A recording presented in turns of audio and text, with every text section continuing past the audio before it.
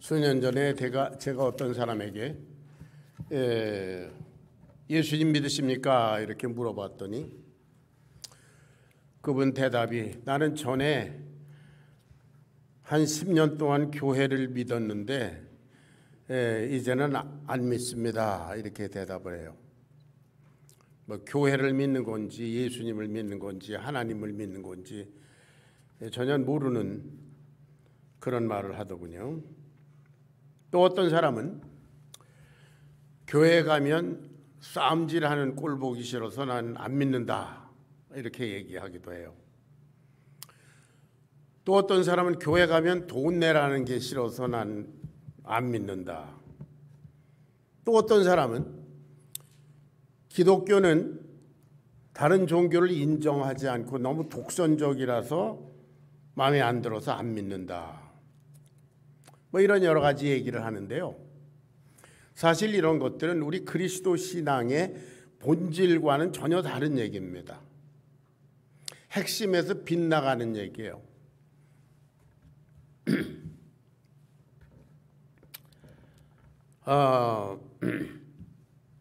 하나님에 대해서 모르기 때문에. 왜 하나님에 대해서 모르는가? 성경을 공부하지 않아서. 여러분, 교회 다니는 사람들이 많이 있는데요. 그분들 가운데 많은 사람들이 하나님이 누구신지 잘 모릅니다. 제 경험엔 그렇습니다. 성경을 공부하지 않기 때문에 그렇습니다. 만일 하나님이 어떤 분이신지 분명히 알게 된다면 지각이 있는 사람이라면 안 믿을 수 없습니다. 최소한도 저는 그랬습니다. 저는 뭐가 뭔지도 모르고 천방지축으로 28살까지 살다가 극적인 어떤 이유 때문에 창세기를 공부하면서 28살 됐던 해 하나님이 이런 분이신가? 그거를 알게 되자 하나님을 믿고 그리고 하나님께 바로 내 인생을 바쳐드렸습니다. 성경에 보면 우상이란 말이 많이 나오죠. 하나님은 우상 숭배하는 거 아주 싫어하세요. 우상을 다 멸절시켜라. 하나님 그렇게 하시는데 우상이란 무엇인가? 우상이란 인간이 만든 신적 존재, 그것이 우상입니다. 그러므로 우상을 숭배하는 사람들은 자기 마음대로 숭배합니다. 우상이 나를 이렇게 섬겨라 저렇게 섬겨라 이렇게 말하지 않지 않습니까? 그러니까 우상 숭배자들은 자기 마음에 맞는 대로 자기 멋대로 섬겨요. 그리고 우상을 여기 갖다 놨다가 또 마음에 틀리면 저기 갖다 놓기도 하고 이렇게 자기 마음대로 합니다. 교회 다니는 사람들 가운데서도 하나님에 대해서 잘 모르니까 하나님을 마치 우상 숭배하듯 하는 사람들이 많이 있습니다. 그래서 오늘은 창세기 1장을 통해서 하나님이 어떤 분이신가 한 3가지로 말씀드리려고 해요. 2주 전에 제가 그 기초에 대해서 말씀드렸습니다. 문제는 기초입니다. 기초가 잘못되면 나머지는 다 잘못됩니다. 예수님께서도 말씀하셨죠. 모래 위에다 집을 져봐라. 그 집이 무슨 소용이 있겠나. 바람 불고 청파가 나고 그렇게 되면 다 털썩 무너지지 않겠나. 기초가 기본이 안 돼 있으면 그 위에 지어진 모든 신앙생활이라고 하는 집은 다 무효입니다. 기초를 점검해 보시기 바랍니다. 첫째, 하나님은 절대적인 주권자이시다. 그것에 대해서 말씀드립니다. 창세기 1장 1절 다 같이 시작. 태초에 하나님이 천지를 창조하시니라. 천지를 어떻게 하셨다고요? 창조. 없는 곳에서 있게 하셨습니다. 그런 거로 하나님은 천지 우주 만물의 주인이십니다. 아멘. 그분이 주인이세요. 없는 것을 있게 하셨으니까 주인이십니다.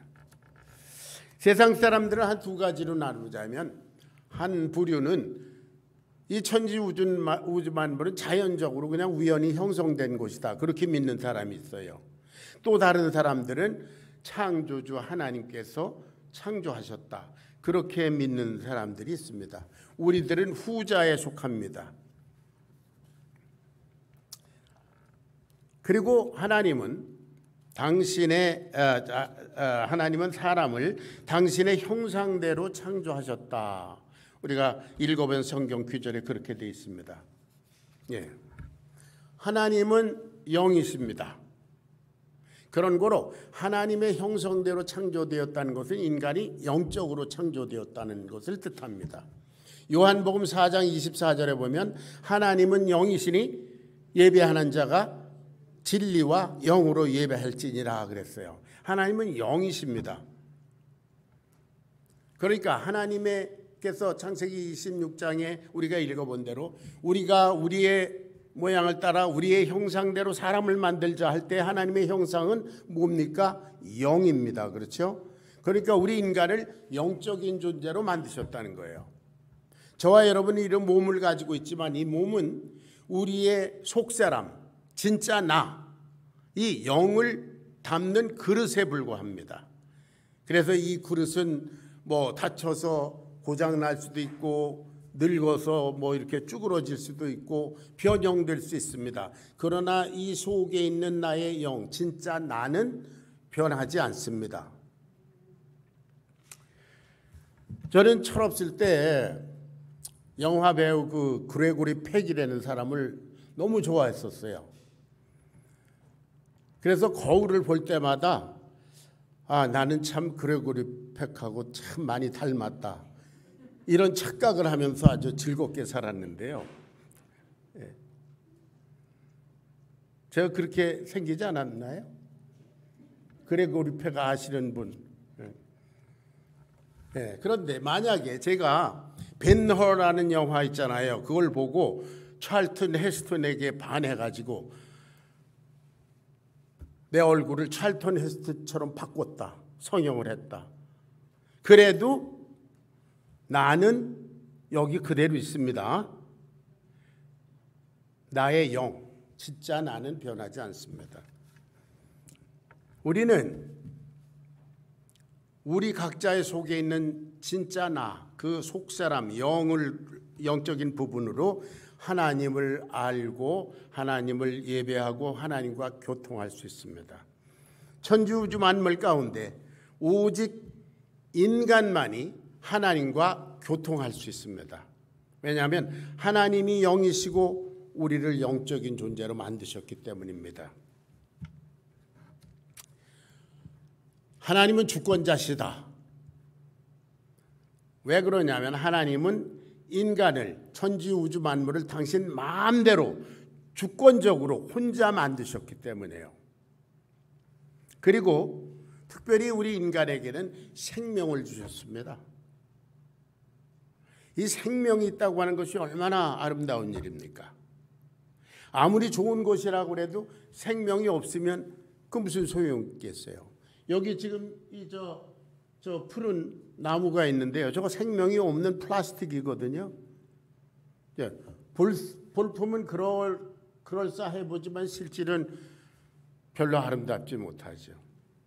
생명. 그래서 우리 옛 속담에 죽은 정승이 산 개만 못하다, 그런 속담이 있잖아요.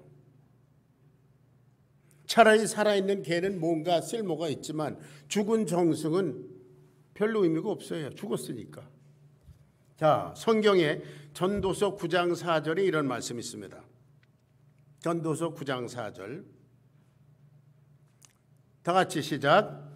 모든 산자를 중에 들어있는 자에게는 누구나 소망이 있음은 산 개가 죽은 사자보다 낫기 때문이니라. 사자는 동물의 왕이지요.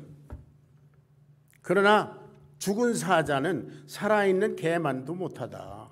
생명은 이렇게 귀중한데 하나님께서 처음 사람을 만드실 때에 흙으로 만드시고 거기다 생기를 불어넣으셔서 살아있게 만드셨어요. 생명을 주셨습니다.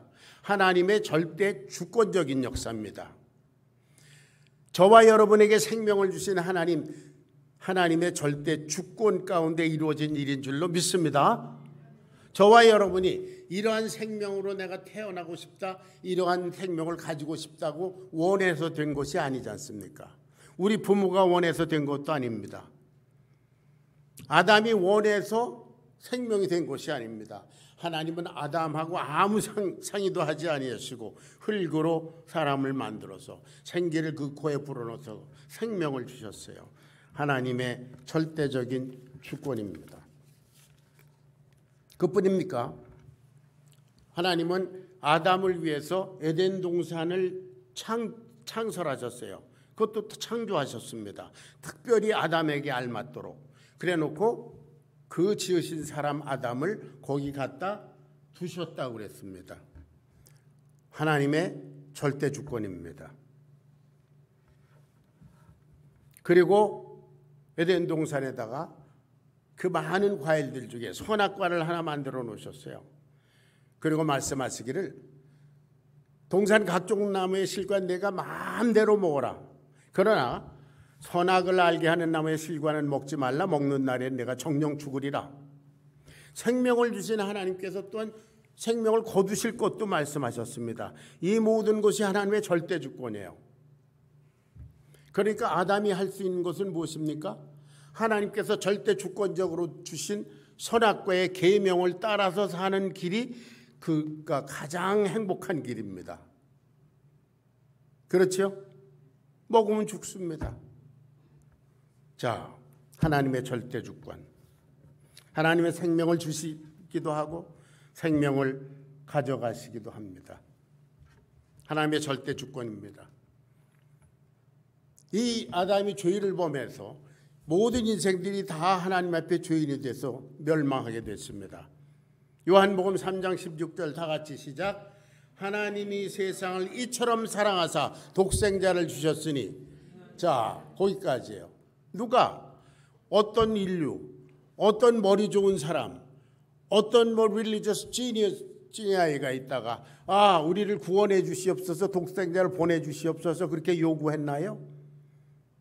하나님께서 일방적으로 죄인을 사랑하셔서 주권적으로 당신의 아들을 보내시고 구원하신 줄로 믿습니다.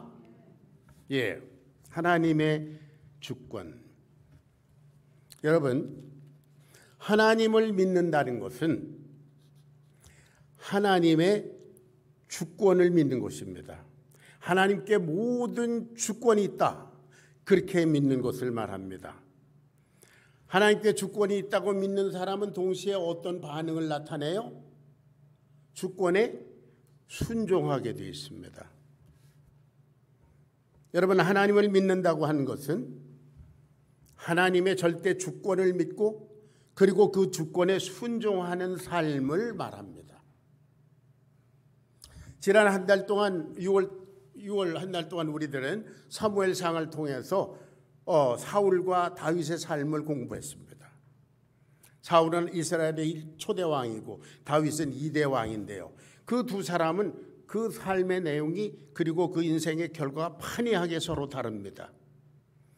사울은 하나님의 주권을 믿노라 하면서도 그 말씀에 순종하지 않았습니다. 그는 선택적으로 자기가 순종하고 싶은 건 순종하고 하기 싫은 건 안 하고, 마치 현대 교회에 있는 많은 소위 그리스도인들이 하는 것처럼 선택적으로 하나님의 말씀에 순종했습니다. 그 결과는 어떻습니까? 그는 망했어요. 처절하게 파멸했습니다. 반면에 다윗은 어떻습니까? 다윗은 하나님의 주권을 믿었으므로 절대적으로 순종했습니다. 그는 심지어 죄 가운데 빠져서 아주 흉악한 죄를 저지르고 그 죄를 커버업하기 위해서 또 더 많은 죄를 저지르고 그리고 아주 위선자로서 태연자약하게 있을 만큼 그런 자입니다. 사실 사울은 그런 사람이 못 돼요. 사울은 참 어떤 면에서 정직한 사람이라 그 속이지 못하는 사람인데 다윗은 아주 교활한 것 같은 모습으로 나타납니다. 그럼에도 불구하고 하나님께서 다윗을 사용하신 이유가 뭡니까? 그는 하나님의 절대 주권을 어찌하든지 그 주권에 순종하고자 몸부림친 사람으로 등장합니다. 심지어 그가 죄에 빠졌을지라도 이와 같은 기도를 드립니다. 시편 51편 11절부터 16절까지 읽어보겠습니다. 다 같이 시작.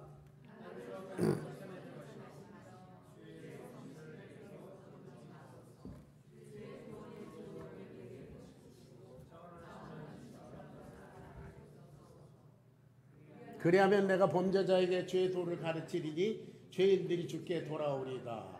하나님이여 나의 구원의 하나님이여 피 흘린 죄에서 나를 건지소서.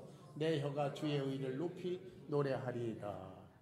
주여 내 입술을 열어서 내 입이 주를 찬송하며 전파하리이다. 주는 제사를 즐겨 아니하시니 그렇지 않으면 내가 드렸을 것이라. 주는 번제를 기뻐하지 아니하시나이다. 이 사람은 통회하면서 그래도 하는 말이 뭡니까? 내가 범죄자에게 주의 도를 가르치리니 죄인들이 주께 돌아올 겁니다.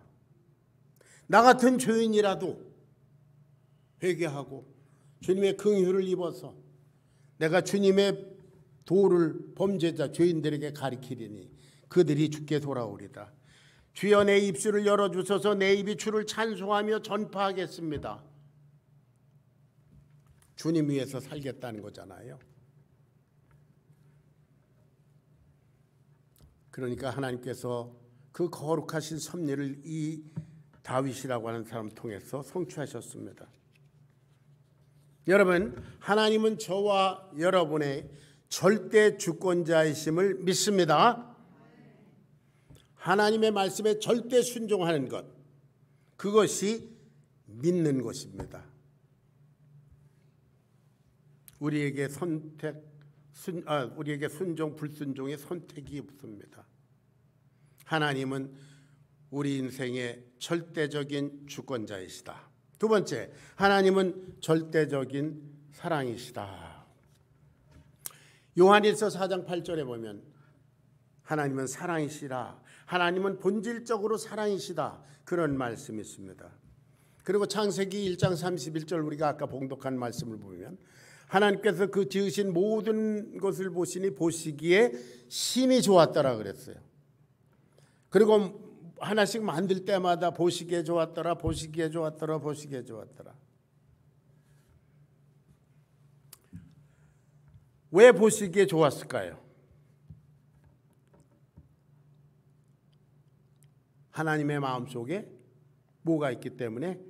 사랑이 있기 때문에 그렇습니다. 여러분들, 우리 자녀들 혹은 우리 손주들을 보면 그저 보기만 해도 심히 좋지 않습니까? 사랑하기 때문에.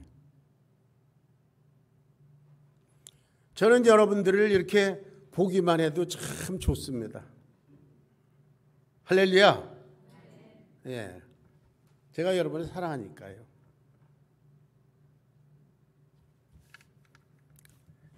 여러분들이 이렇게 봐서 요새는 뭐 잘 보이지도 않지만 뭐 시무룩한 얼굴이 있다. 그러면 왜 그럴까? 교인 하나 떨어질까? 그게 무서워서가 아니라 무슨 사연이 있을까? 밤에 잠이 잘 오지 않습니다.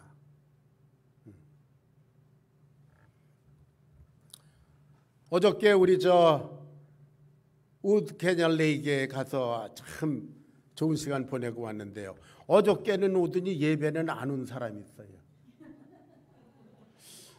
이 사람은 오늘 왜 알았을까? 어디를 놀러 갔을까? 네, 그건 조크고요. 보기에 좋다는 것은, 보기에 힘이 좋다는 것은 하나님 그 마음속에 사랑이 있기 때문이에요. 하나님은 사랑이십니다. 자, 요한복음 3장 16절 아까 우리가 암송했는데요. 하나님이 세상을 이처럼 사랑하사, like this, 이처럼. 어떻게? 로마서 5장 8절을 찾아 읽습니다. 다 같이 시작. 우리가 아직 죄인 되었을 때에 그리스도께서 우리를 위하여 죽으심으로 하나님께서 우리에게 대한 자기의 사랑을 확증하셨다. 우리가 아직 죄 가운데 있을 때 하나님이 누구신지도 모르고 죄가 죄인지도 모르고 죄를 그야말로 물 마시듯 하면서도 그것이 가책도 되지 않고 그랬을 때에 하나님께서 우리를 먼저 사랑하셨습니다. 당신의 아들 예수님을 십자가에 죽게 하심으로써 하나님의 우리를 향한 당신의 절대적인 사랑의 결정적인 증거를 보여주셨습니다. 예수님의 생애를 통해서 보면 하나님의 사랑을 우리는 알 수 있습니다. 예수님은 그 사마리아 여인, 참 자기도 자기를 인정할 수 없는 그런 여인을 예수님은 사랑하셨습니다. 그래서 구원하셨습니다. 7 귀신이 나간 막달라 마리아라는 여자는 무당이란 설도 있고 창녀란 설도 있습니다. 예수님 그 여인도 사랑하셨습니다. 인생이 만신창이가 돼서 너덜너덜하게 돼버린 거라사 땅의 미치광이 청년. 사람들은 그 청년을 도외시했지만 예수님은 그를 사랑하셨습니다. 레위라는 세리가 있었죠. 삭개오라고 하는 악질 세리가 있었습니다. 돈이면 무슨 짓이라도 할 수 있는 인면수심의 그런 자들도 주님 사랑하셨습니다.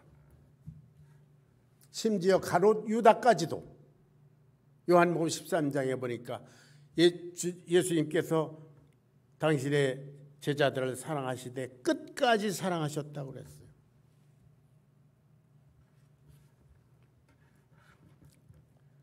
여러분, 인간의 길을 포기한 그런 사람들, 자기 자신도 자기를 받아들일 수 없는 그런 내버린 인생들까지도 하나님의 사랑의 대상입니다. 나도 사랑할 수 없는 나를 사랑하시는 하나님.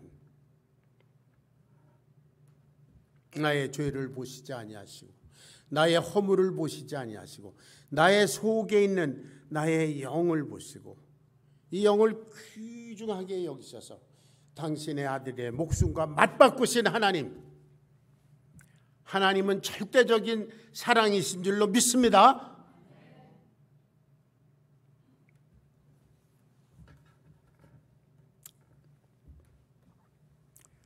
아가서 8장 6절을 보겠습니다. 아가서 8장 6절 다 같이 시작. 너는 나를 도장같이 마음에 품고 도장같이 팔에 두라. 사랑은 죽음같이 강하고 질투는 수월같이 잔인하며 불길같이 일어나니 그 기세가 여호와의 불과 같으니라. 구약 성경의 신명기에 보면은 하나님께서 당신의 백성을 사랑하실 때 질투하시기까지 사랑하신다 그랬어요.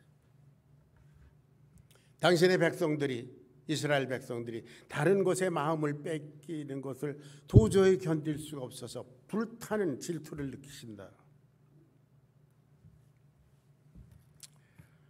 오늘 이 아가서 8장 6절에도 보니까 사랑은 죽음같이 강하고, 이러한 하나님은 우리를 사랑하시되 십자가에 탁 목숨을 내던질 사랑은 죽음같이 강하고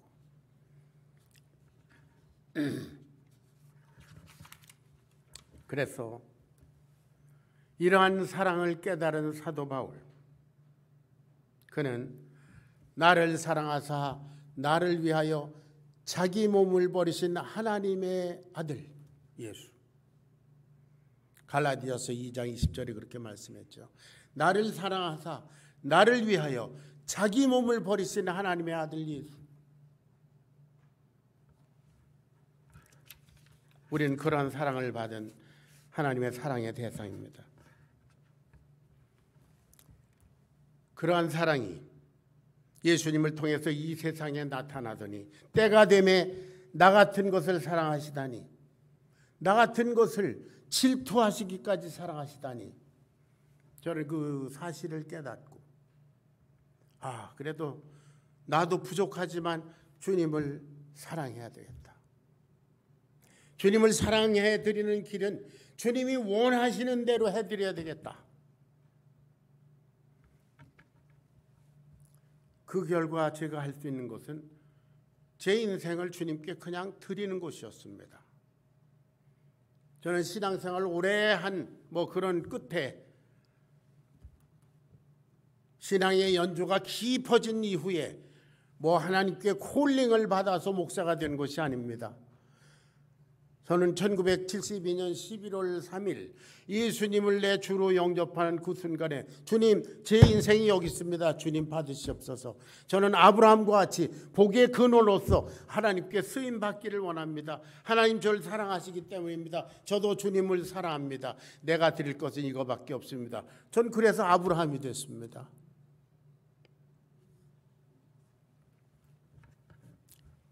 여러분, 하나님을 믿는다는 것은 하나님께서 우리를 절대적으로 사랑하시는 분이시다. 그래서 위하여 당신의 아들의 목숨을 주시는 분이시다. 그것을 믿고 그 하나님의 사랑을 받고 우리도 부족한 대로 하나님을 사랑하는 것, 하나님과 그런 사랑의 관계에 있는 것을 우리는 하나님을 믿는다고 하는 것입니다. 그래서 고린도후서 11장 2절에 사도 바울이 고린도 교회에게 내가 하나님의 열심으로 너희를 위해서 열심 내노니 너희를 한 정결한 처녀로 한 남편 그리스도께 드리려고 내가 중매한다 그랬습니다. 그리스도의 신부가 되는 것. 그래서 남편 대신 그리스도께서 원하시는 대로 살아드리는 것, 이것이 하나님을 믿는 것인 줄로 믿으시기 바랍니다.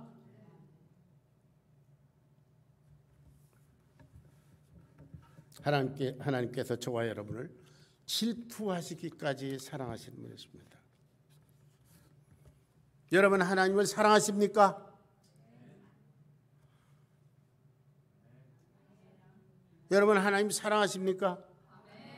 예, 제가 요새 귀가 어두워서 잘 안 들려요. 그러니까 크게 해주셔야 됩니다. 제 아내는 근 50년 같이 살면서 큰 소리를 거의 내지 않는 사람이에요. 그런데 하나님께서 이제 늙어가면서 나한테 요새 계속 큰 소리를 내요. 제가 못 들으니까. 그래서 목청이 아주 높아졌어요. 하나님 절대 주권적으로 제 아내를 또 그렇게 높이 세워주셨습니다. 마지막으로 하나님은 절대적인 목적이 있으시다.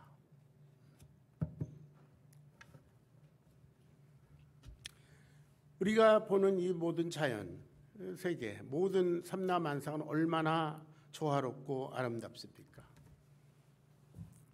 어저께 그 우리 캐년 레이크에 갔다 얼마나 제가 거기에 반했는지요. 바람이 솔솔 불고 나무 그늘 속으로 그 바위 틈으로 이렇게 물을 바라보면서 이렇게 걷는데 참 신선하고 좋았습니다. 주 하나님 지으신 모든 세계 내 마음속에 그려볼 때, 그래서 오늘 이 찬송을 부르고 싶었습니다. 그런데 여러분, 지금 우리가 사는 이 세상, 이 세계, 이거 저주받은 게 이 정도입니다. 창세기 3장에 보니까 땅은 너로 인하여, 아담에게 말씀하셨습니다. 땅은 너로 인하여 저주를 받을 것이다 그랬잖아요. 저주받은 게 이 정도면은 저주받기 전에는 얼마나 엄청나게 좋았을 거예요. 우리가 천국에 가면 그럴 것입니다. 자, 그런데 여러분, 성경에 보니까 하나님이 그 모든 것을 만드실 때마다 목적이 있었지 않았어요. 쉽게 말해서 큰 광명은 낮을 주관하게 하시고 작은 광명은 밤을 주관하게 하시고, 땅에는 각종 과목이 나라, 채소가 나라. 그거는 사람에게 먹거리가 되라고. 또 푸른 풀이 나라, 그 푸른 풀은 동물에게 먹거리가 되라고. 그런데 창세기 26절부터 28절까지 우리 같이 다시 한번 봉독해 보겠습니다. 시작. 창세기 1장 26절부터 28절까지 다 같이 시작. 하나님이 이르시되 우리의 형상을 따라 우리의 모양대로 우리가 사람을 만들고 그로 바다의 물고기와 하늘의 새와 가축과 온 땅과 땅에 기는 모든 것을 다스리게 하자 하시고, 하나님이 자기 형상 곧 하나님의 형상대로 사람을 창조하시되 남자와 여자를 창조하시고, 하나님이 그들에게 복을 주시며 하나님이 그들에게 이르시되 생육하고 번성하고 땅에 충만하라. 땅을 정복하라. 바다의 고기와 하늘의 새와 땅에 움직이는 모든 생물을 다스리라 그랬어요. 하나님이 계획 가운데 목적을 두시고 사람을 만들어서 이 사람으로 하여금 땅에 있는 모든 것들을 다 다스리고 관리하게 해야 되겠다. 내 대신, 하나님 대신. 그래서 우리 인간은 하나님의 대리자로서 하나님을 대신해서 온 만물을 다스리는 그런 권세가 있습니다. 그래서 우리는 하나님 밑에 만물 위에 군림하는 그런 특별한 존재입니다. 이것을 우리는 창조의 질서라고 배웠습니다. 하나님, 인간, 만물. 이 순서가 흐트러지는 것이 뭐라고 그랬어요? 그게 죄예요. 하나님, 인간, 만물, 이 순서를 지켜야 되는데 인간이 스스로 자기 결정권이 있는 줄로 알고 하나님처럼 자기가 자기 운명을 결정하려고 하면 뭐예요? 자기 하나님의 자리에 가니까 교만의 죄를 범하는 것입니다. 하나님은 교만을 아주 싫어하세요.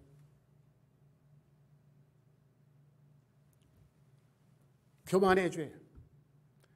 사람이 물질 세계를 다스려야 될 텐데 그 물질 세계 동물같이 개돼지처럼 된다. 그 죄이죠. 창조의 질서가 무너지는 것이 죄입니다. 인간이 스스로 하나님 차원에 올라가는 것, 그게 멸망할 죄예요. 동시에 만물의 수준으로 스스로 내려가 추락하는 것, 그것도 죄입니다. 그러므로 우리 인간은 하나님께서 우리 인간 각자에게 주시는 능력과 기회를 가지고 있는 곳에서 하나님을 예배하며 환경을 다스리며 하나님의 뜻을 이루어드리면서 살아가야 합니다. 이것이 우리 인간 모두에게 공통적으로 주어진 하나님의 목적입니다. 어떤 사람은 목사로서, 어떤 사람은 집사로서, 어떤 사람은 비즈니스맨으로서 다 자기의 삶이 다 다릅니다. 그러나 공통적인 한 가지 목적은 하나님께서 나에게 이 현장에서 어떻게 하나님을 영화롭게 해드려야 하는가, 거기에 인생의 초점을 맞추라는 거죠. 예수 믿고 구원받아서 야 이제 해방됐다, 내 멋대로 살자가 아니라 그때로부터 하나님의 뜻대로 살아드리자. 하나님께서 내 인생에 두신 목적이 무엇인가, 그 뜻대로 살아드리자. 자, 에베소서 2장 8절로부터 10절까지를 봉독하겠습니다. 유명한 말씀입니다. 다 같이 시작. 너희는 그 은혜를 인하여 믿음으로 말미암아 구원을 받았으니 이것은 너희에게서 난 것이 아니요 하나님의 선물이라.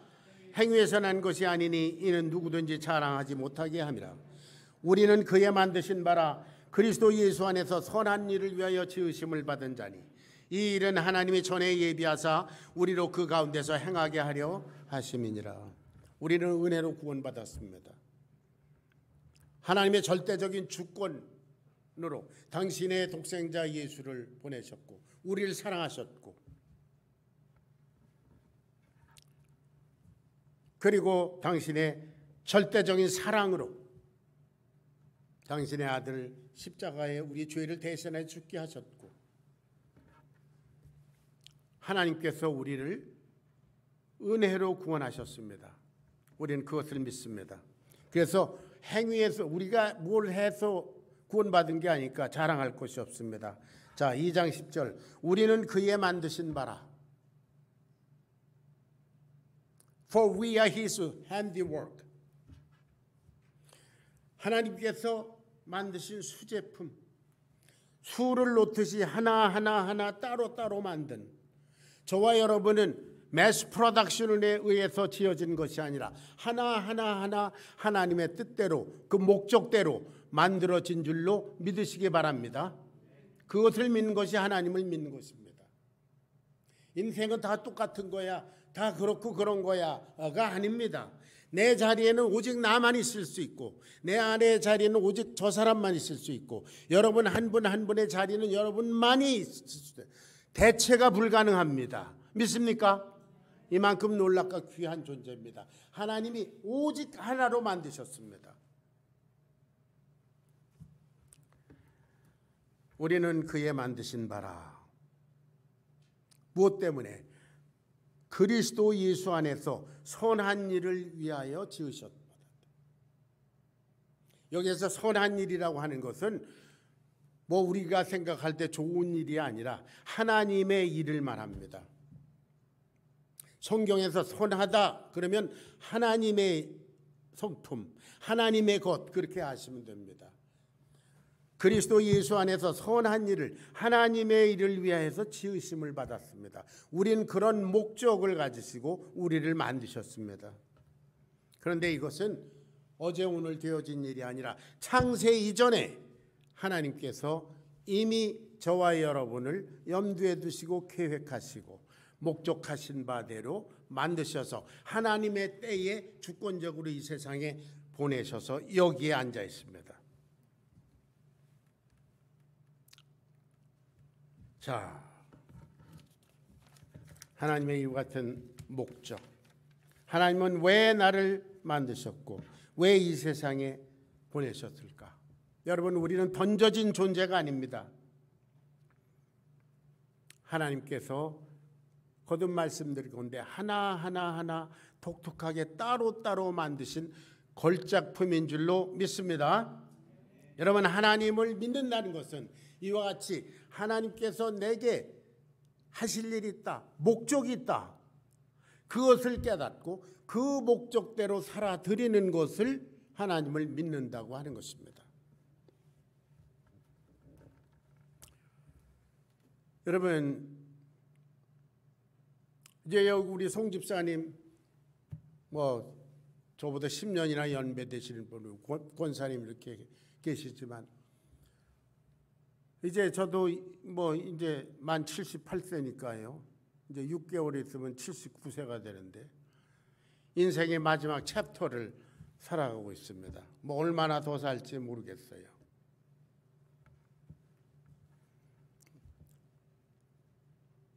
그러면서 느끼는 것은 세월이 참 빠르다는 것과 하나님 없이 산다는 것은 그 자체가 저주다. 그런 생각이 듭니다. 하나님 없이 자기 마음대로 자기 뜻대로 저 그야말로 요만한 수박 정도, 작은 수박 정도밖에 안 될 머리를 굴려서 사는 것 자체가 저주다.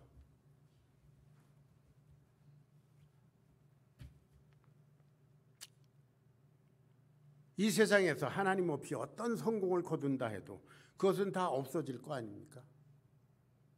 아까 얘기 드린 대로 저도 지금 귀가 안 들리고요. 눈이 아프고요. 눈이 뭐 4분의 3은 지금 안 보입니다. 왼쪽에. 그런데다가 오늘 아침 일부 예배 때는 너무 통증이 심해서 아주 겨우겨우 말씀을 전했습니다.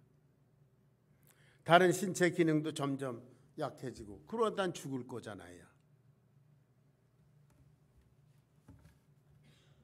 결국은 다 없어질 텐데 하나님 없이 이렇게 살았더라면 어떻게 할 뻔했을까?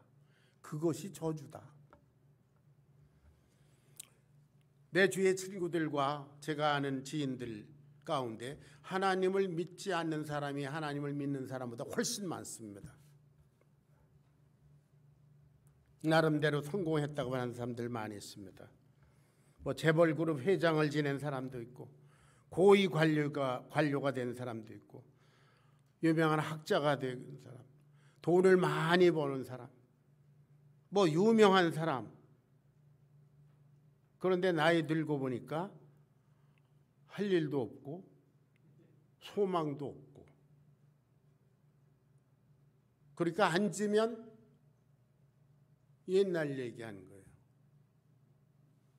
옛날에 내가 이랬었고 옛날에 이런 일이 있었고 뭐를 어떻게 했고 앞으로 될 일은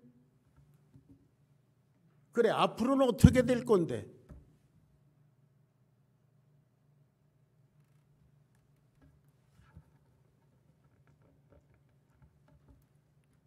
그러니까 돈 좀 모아놓은 사람은 뭐 골프 치는 거, 돈 없는 사람은 그냥 돈 안 드는 거, 등산하는 거, 그것도 저것도 기력이 떨어지면 앉아서 TV 보는 거. 여러분, 하나님 없이 그렇게 사는 것 자체가 저주입니다. 하나님은 내 인생의 주권적인 역사를 하신 분이시다. 하나님은 나를 목숨을 걸고 사랑하시는 분이시다. 하나님은 내 인생의 목적을 가지고 계신 분이시다. 여러분, 이것을 믿는 것이 하나님을 믿는 줄로 믿습니다.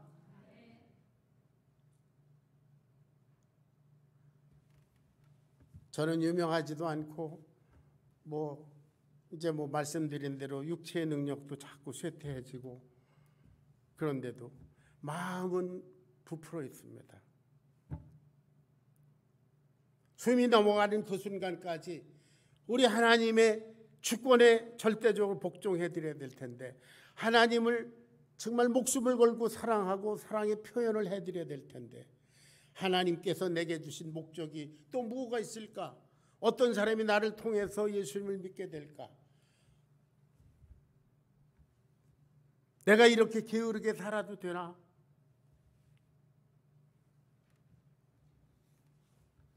소망이 있습니다. 사랑하는 여러분,